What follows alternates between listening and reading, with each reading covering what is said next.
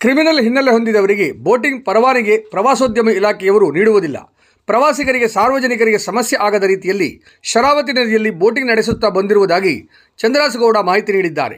ಹೊನ್ನಾವರ ಪಟ್ಟಣದ ಖಾಸಗಿ ಹೋಟೆಲ್ನಲ್ಲಿ ಶರಾವತಿ ಬೋಟಿಂಗ್ ಸಂಘದ ವತಿಯಿಂದ ಹಮ್ಮಿಕೊಂಡ ಸುದ್ದಿಗೋಷ್ಠಿಯಲ್ಲಿ ಮಾಹಿತಿ ನೀಡಿದ ಅವರು, ಶರಾವತಿ ನದಿಯಲ್ಲಿ ಕಳೆದ 4-5 ವರ್ಷದಿಂದ ಬೋಟಿಂಗ್ ನಡೆಸುತ್ತಾ ಬಂದಿದ್ದೇವೆ.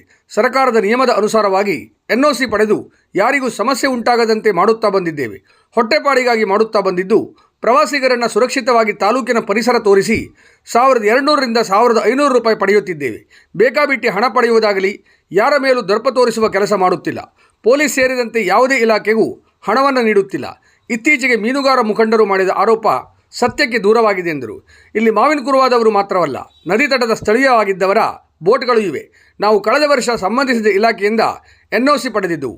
110 ಬೋಟ್ ಇದೆ. ಈ ವರ್ಷವೂ 130 ಬೋಟಿನವರು NOCಗಾಗಿ ಅರ್ಜಿ ಹಾಕಿದ್ದೇವೆ. ಪೊಲೀಸರಿಗಾಗಲಿ ಯಾವುದೇ ಇಲಾಖೆಯವರಿಗಾಗಲಿ ಹಣ ಅಥವಾ ಯಾವುದೇ ಆಮಿಷವನ್ನು ಕೊಟ್ಟಿಲ್ಲ. ಹಣ ಕೊಟ್ಟು ಉದ್ಯಮ ನಡೆಸುವಷ್ಟು ಇಲ್ಲಿ ಆದಾಯವಿಲ್ಲ. ಅಲ್ಲದೆ ಪ್ರವಾಸಿಗರಿಂದ ದುಪ್ಪಟ್ಟು ಹಣ ಪಡೆಯುತ್ತಿಲ್ಲ. ಮಧ್ಯವರ್ತಿಗಳು ಯಾರೂ ಇಲ್ಲ. ನಾವೇ ದಂಧೆ ನಡೆಸುವುದು. ಪ್ರವಾಸಿಗರಿಗೆ ಸುರಕ್ಷತೆಗಾಗಿ ಲೈಫ್ ಜಾಕೆಟ್ ನೀಡುತ್ತೇವೆ. ಶರಾವತಿ ನದಿಯಲ್ಲಿ ಬೋಟಿಂಗ್ ನಡೆಯುತ್ತಿರುವುದರಿಂದ ಯಾವುದೇ ಸಮಸ್ಯೆ ಆಗದಿದ್ದರೂ ದುರುದ್ದೇಶದಿಂದ ಕೆಲವರು ಸುದ್ದಿಗೋಷ್ಠಿ ನಡೆಸಿ ಸುಳ್ಳು ಸುದ್ದಿ ಹಬ್ಬಿಸಿ ಪ್ರವಾಸೋದ್ಯಮದ ಮೂಲಕ ಅಭಿವೃದ್ಧಿ ಹೊಂದುತ್ತಿರುವುದಕ್ಕೆ ವಿರೋಧ ಮಾಡುತ್ತಿದ್ದಾರೆ.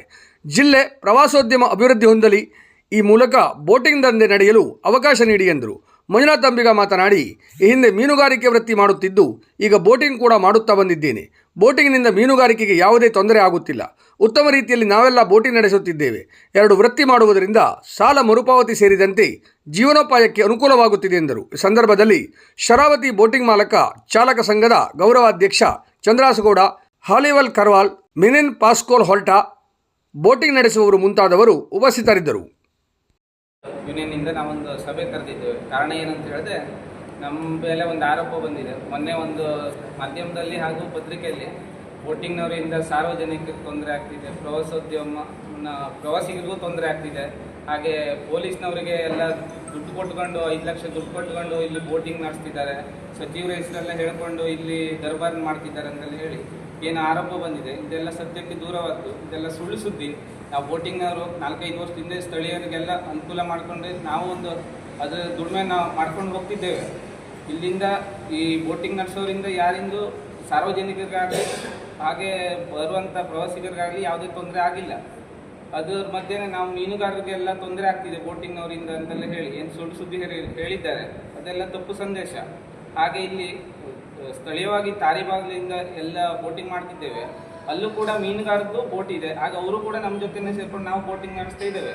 ನಾವು ಸೂಕ್ತ ದಾಖಲಾತಿಗಳನ್ನು ಪಡೀಲಿಕ್ಕೆ ಸರ್ಕಾರದಿಂದ ಏನೇನು ಸುತ್ತೋಲೆ ಹೊರಡಿಸಿದ್ರು ಅದರ ಮುಖಾಂತರವೇ ನಾವು ಕಳೆದ ಬಾರಿನೂ NOC ಪಡೆದಿದ್ವಿ.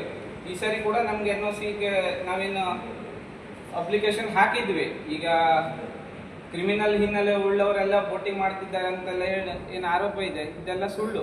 ಈಗ ಪ್ರವಾಸೋದ್ಯಮ ಇಲಾಖೆಯವರು ಒಂದು ಸುತ್ತೋಲೆ ಹೊರಡಿಸಿದ್ದಾರೆ. ಯಾವುದೇ ಕ್ರಿಮಿನಲ್ ಚಟುವಟಿಕೆ ಇದ್ದವರಿಗೆ ಬೋಟಿಂಗ್ ನಡೆಸಲಿಕ್ಕೆ ಅನುಮತಿ ನೀಡುವುದಿಲ್ಲ ಅಂತೆಲ್ಲ ಹೇಳಿದ್ದಾರೆ. ಅದ್ರ ಮುಖಾಂತರವೇ ನಾವು ಈಗ ಎಲ್ಲ ಒಳ್ಳೆ ರೀತಿಯಿಂದ ಬೋಟಿಂಗ್ ನಡೆಸ್ಕೊಂಡು ಹೋಗ್ತಿದ್ದೇವೆ.